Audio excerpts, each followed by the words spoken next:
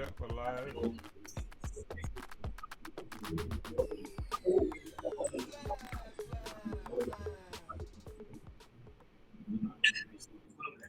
Hi, good evening.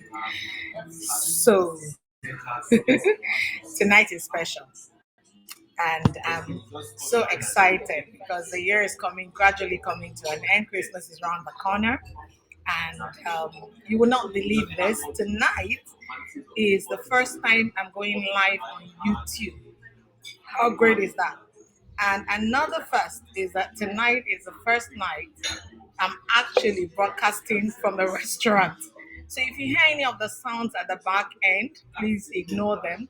I'm actually out with my staff in one of my companies, and we're meant to be having dinner, but I thought this is really important, and I had to come and do this broadcast.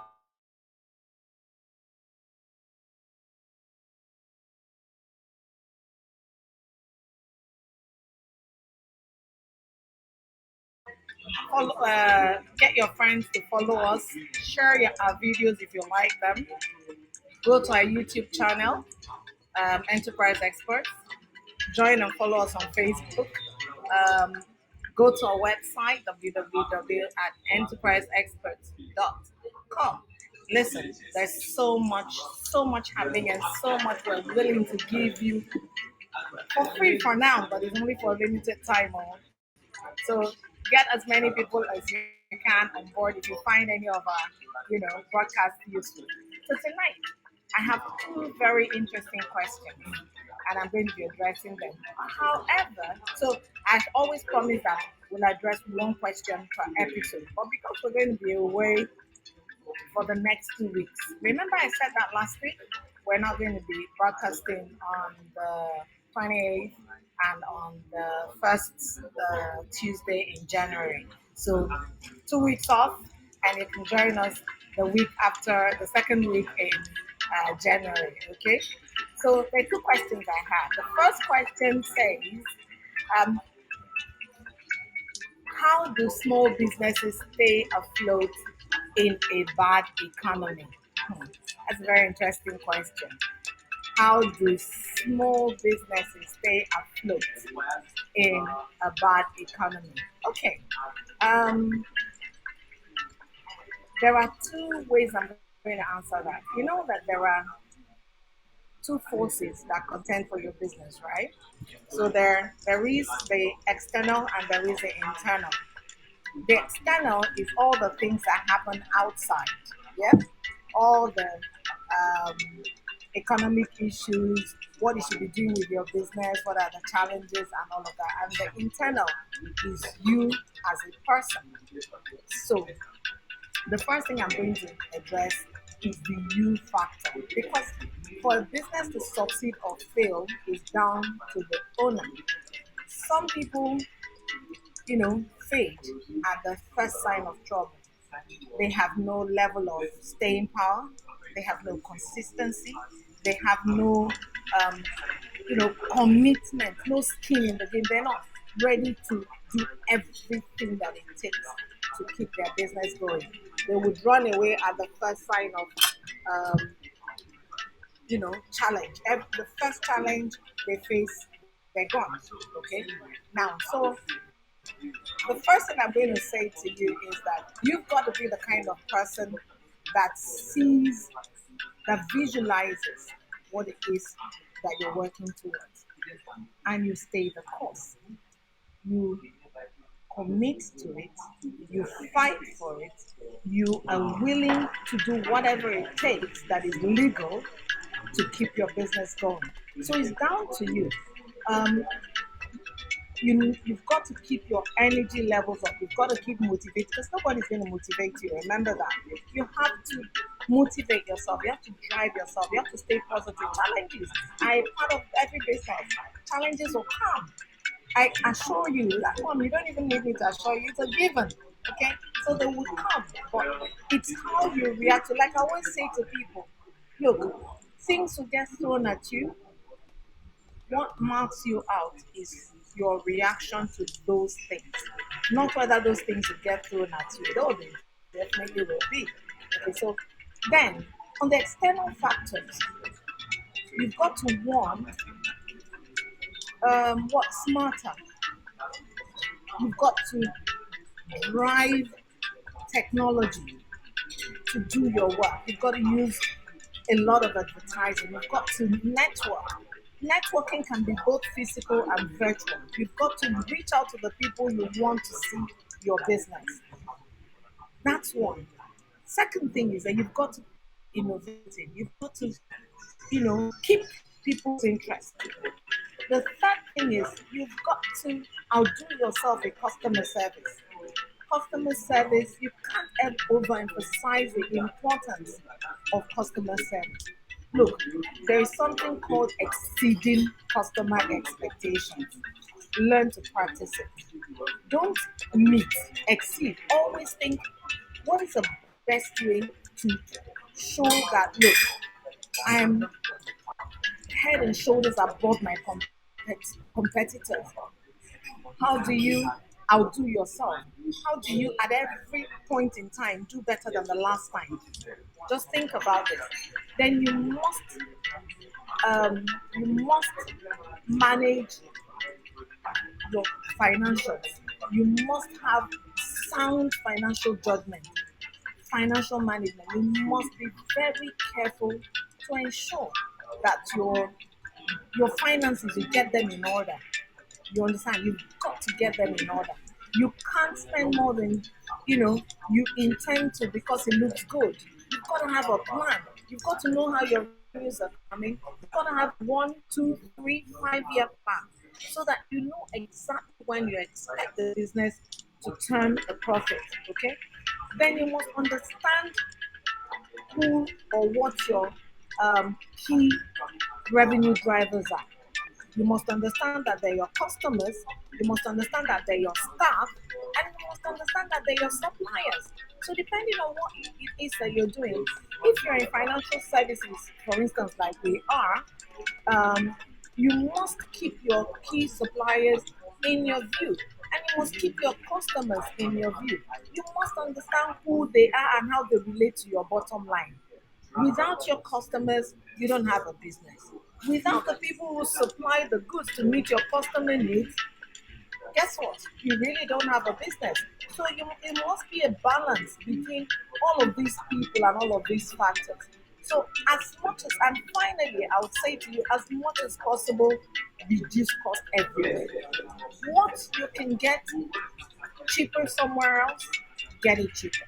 But be careful that you're not doing penny wise pound foolish. So get what you can outsource. It might be cheaper to outsource, it might be cheaper to insource. So you need to figure out what works best in every single situation you're finding yourself. Above all, you know, um, stay positive. Do what it is that seems good to you, but stay committed, stay focused, stay motivated, ginger yourself every morning, have a plan, wake up at a particular time, get to work at a particular time, know what you're pursuing. Well, I hope that answers the first question, and I hope that that has helped you in some way. Now, so I'm going to quickly jump on the second one so that I don't keep you for too long. Because I mean, I always try to keep this broadcast to a maximum of 10 minutes. And the second thing is, the second question is, I'm 20 years old and I want to start a business. How should I go about this? As an experienced entrepreneur, what advice would you give me? Excellent. 20 years, I salute you because you're actually thinking about starting a business. That's just good news. That's just fantastic. I mean, I think that you're doing a great, fantastic job. And I believe that, since you started thinking about this, you have the necessary guts and skills and wherewithal to make a success of it. So well done to you. Now, the first thing I'm going to say to you is number one, what sector are you interested in? You know, what uh, what sector are you interested in? Okay, what sector of the the market are you interested in? So if you want to start a business at 20, what excites you? What is your passion? What do you love to cook? Do you love, so what part of business are you interested in now? If you know what interest, then you can begin to narrow things down. The next thing you must do is to research what is obtainable in that sector. What are the things? What are the main issues that play out in that sector? What are the things that are problems to be solved? Now, if you don't have a sector in mind, or you just want to start a business and you don't have any passion, then look around you. What are the things that people need around you? What are the things that, what are the problems that you think you have a solution to? What can you provide a solution to? Find that thing and passionately begin to research it. Passionately begin to see how you can make it a business. Okay. So the second thing I would say again is network. You must network. You must find out what people in who are doing what it is that you might be looking at or an aspect of it, what they're doing. Network. Find out what their challenges have been. Find out how you can improve on those challenges, how you can take out or take away those challenges, or how you can solve the problem that they don't even seem to have a solution to. Okay? Because every business that thrives is solving a problem. I assure you. So network within the community of that business and find how you can solve the problem. Keep an open mind is the third thing I would say to you. Okay, keep an open mind. Be willing to learn. Get an industry mentor. Get an industry coach. Talk to people who have done it before you. There is nothing new under the sun. Even in tech, there's nothing new. Yes, people have refined it. If you watch the 50s James Bond movies, you will know what I'm talking about. If you watch the 60s James Bond, they're just now creating the technology to match the concepts that had gone on at that time. So there's really nothing new. All you need to do is to refine what someone else has thought about and do it better. Do it, drive it with technology, and you see yourself grow.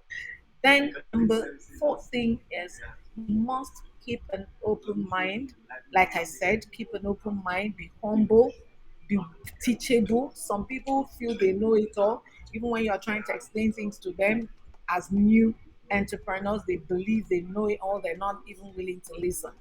Then the fifth thing now, I guess, consider your options, your funding options.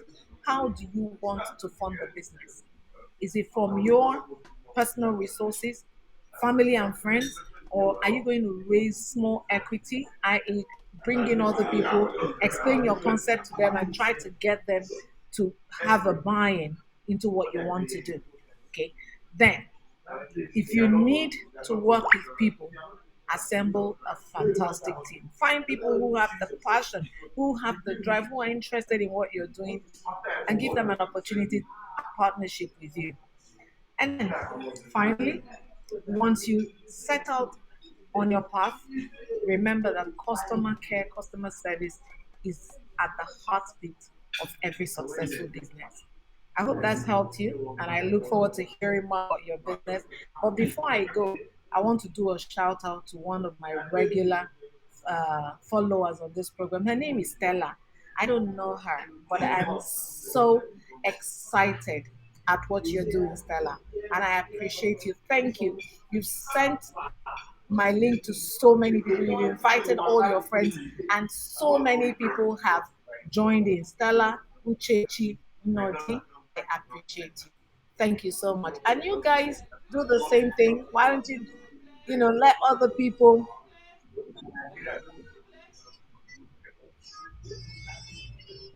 yeah, why don't you get other people invested, get other people interested, share this link.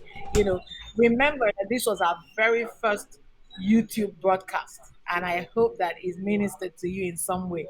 And it got to the point you needed it to get to. And I thank you for tuning in. I look forward to my first broadcast in 2022, and that will be happening. I'm not sure the dates now. I'm so looking forward to Christmas. I can't wait. I'm actually going home to the village. So I hope you all have a wonderful, fantastic holidays. Merry Christmas, everyone. All the very best. Thank you.